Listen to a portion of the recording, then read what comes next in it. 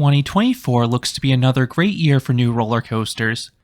According to RCDB, there are 160 new roller coasters slated to open across the globe this year. In this video, I will rank my 25 most anticipated new for 2024 roller coasters. Before starting the countdown, I need to note a few rides that will and will not be included. First, there will be no Alpine coasters. 10 of them are currently being built by manufacturers like Vegan and Sunkid.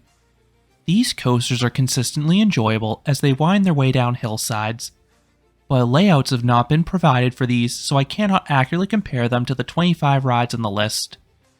Second, I will not be including any coaster under construction in China that has not been given a name.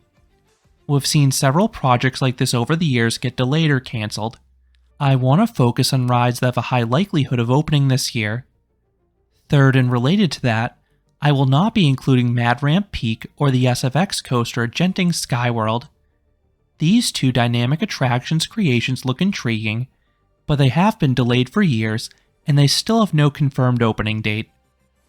Fourth, I will be including relocations if they are being installed permanently at their respective park. This is why you will not see Olympia looping at Wiener Prater, because that ride is making yet another summer stint at the park before being disassembled once again. Fifth, I am not including the refurbishments to Lightning Rod at Dollywood, nor Nemesis Reborn at Alton Towers. The layouts of these two rides did not change enough to merit a ranking. I will be including another high-profile modification though that changed a large chunk of the layout. Now let's jump into the list. Number 25, Choco Chip Creek at Energylandia.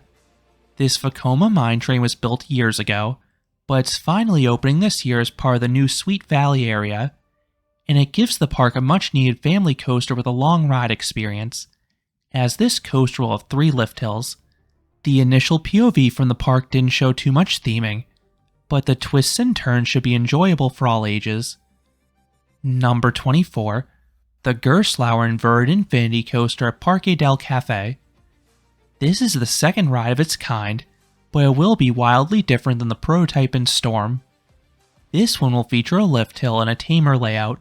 Still, it should offer a few spots of airtime, and depending on the placement, potentially spectacular views. I just hope this one does not have the rattle of Storm. Number 23, Phoenix Rising at Busch Gardens Tampa. This is Balzer and Mabillard's first family inverted coaster in North America. This looks similar to Vekoma's family suspended coasters, but I am intrigued to see another manufacturer's take on the genre. The layout is on the shorter side, but it should be smooth, and I'm hoping the turns offer some force. Number 22, Penguin Trek at SeaWorld Orlando. This is another Balzer and Mabillard family coaster. This one is a multi-launch coaster. I am hoping the launches have a light kick to them despite the target demographic. I don't expect this ride to be intense, but it has great length, and I'm interested to try the new trains, and then I'm optimistic there will be some theming during the indoor portion. Number 21, Fire in the Hole at Silver Dollar City. RMC rebuilt this park's classic dark ride in an even bigger show building.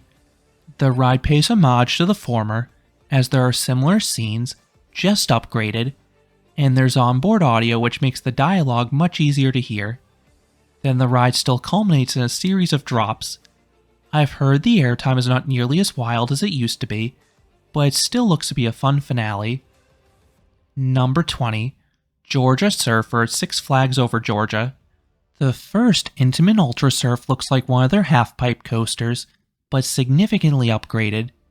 The ride is noticeably taller, so the weightlessness on the spike should be even more sustained.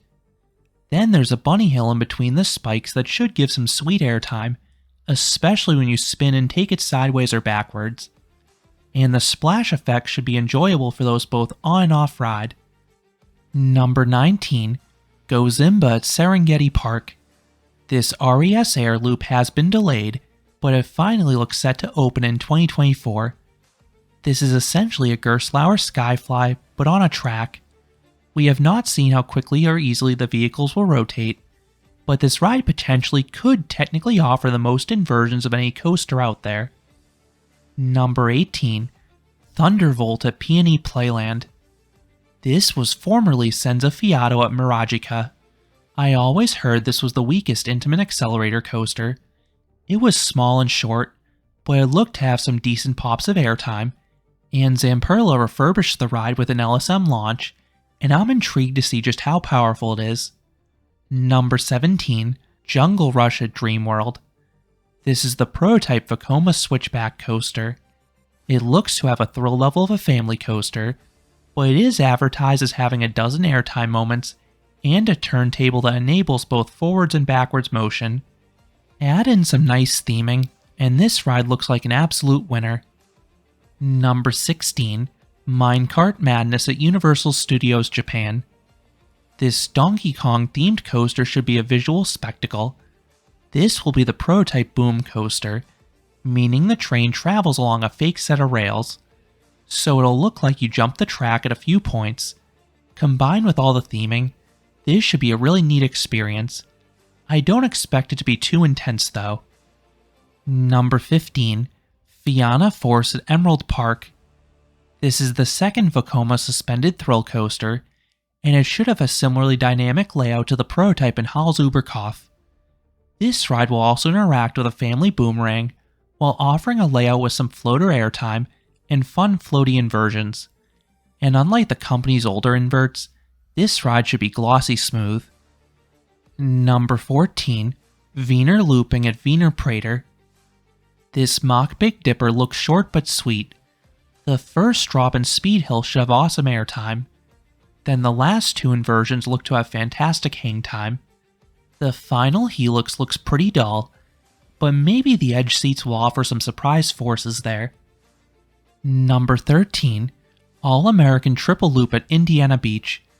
The former Chimera took longer than expected to refurbish, but that's completely understandable given this ride's history. The new train is shorter than before, but the twisting drops should offer laterals, and the 3 loops should still offer powerful positive Gs.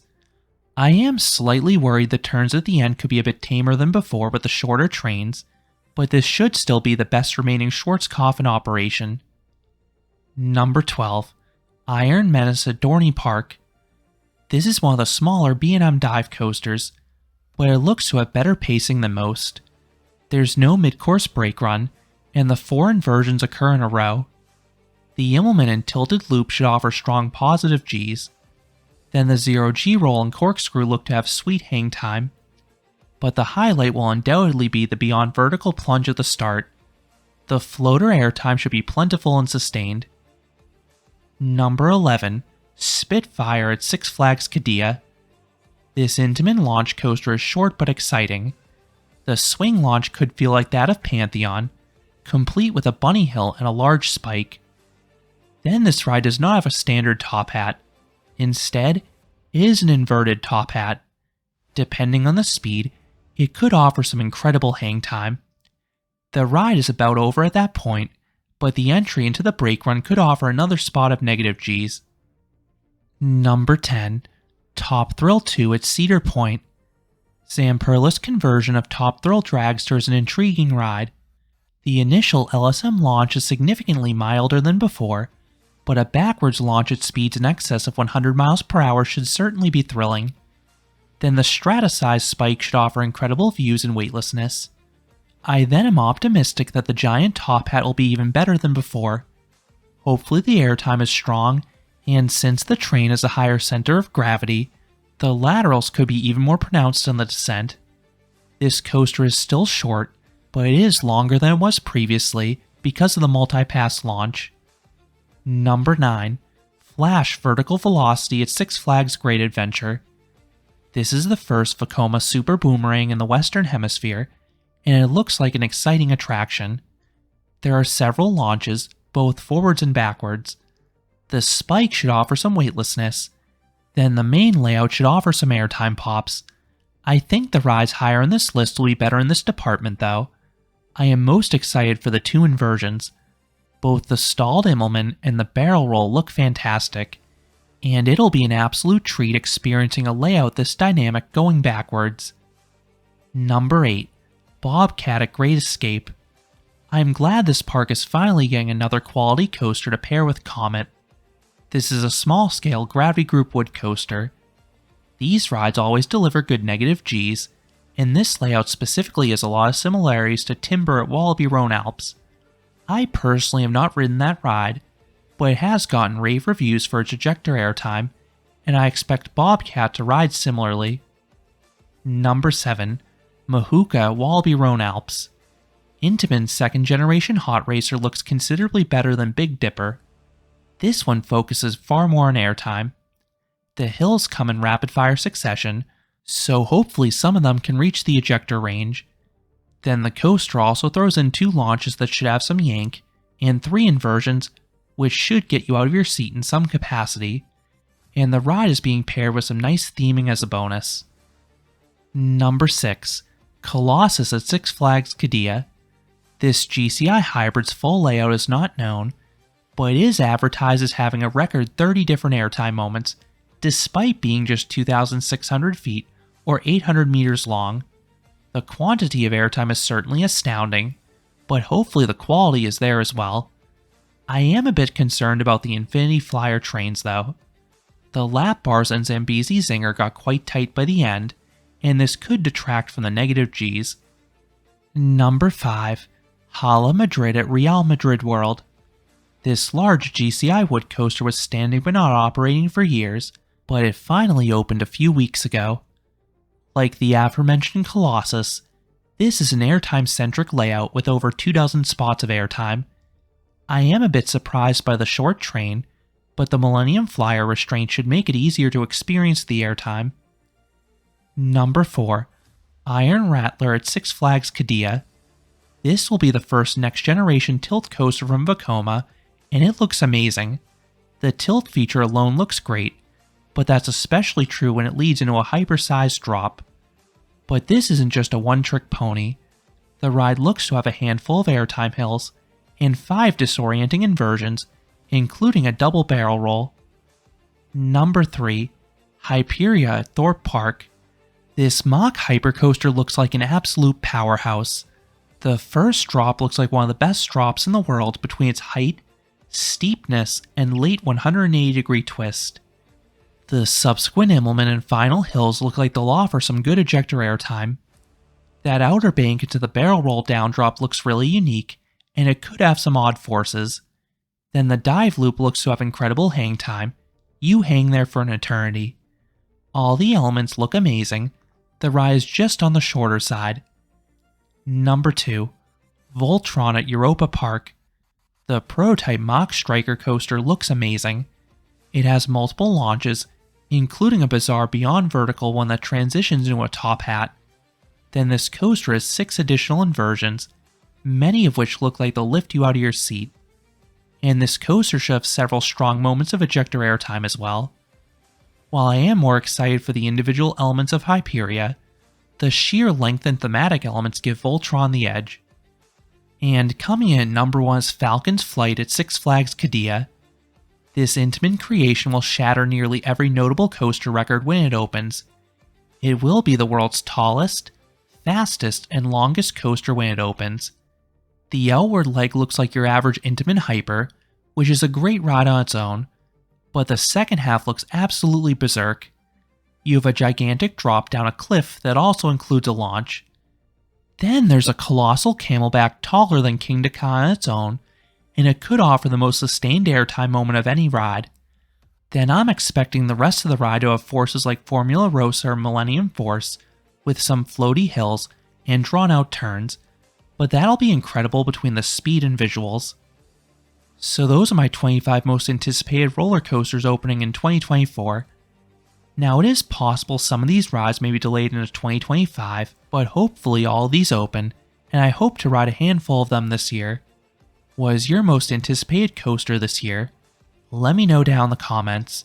If you enjoyed this countdown, I would appreciate it if you gave this video a like, and you considered subscribing, because there'll be a lot more roller coaster amusement park videos here at Canopy Coaster. Thanks for watching.